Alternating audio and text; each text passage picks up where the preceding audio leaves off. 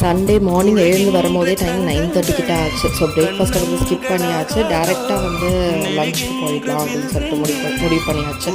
So எனக்கு வந்து டீக்கு வந்து காலைல போட்டு எடுத்துகிட்டு அதுக்குள்ளே வந்து ஹஸ்பண்ட் போய் சிக்கன் வாங்குறதுக்காக வந்து போயிட்டாங்க.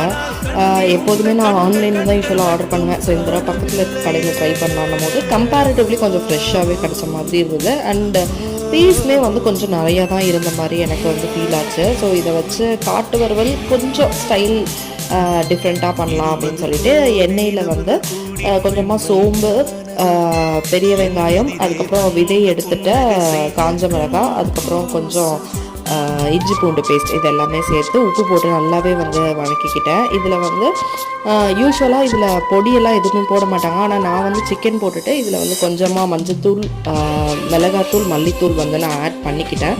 நல்லாவே வந்துருந்துச்சு. தயிர் சாதம் கூட வச்சு சாப்பிட்டுட்டு தூங்கியாச்சு.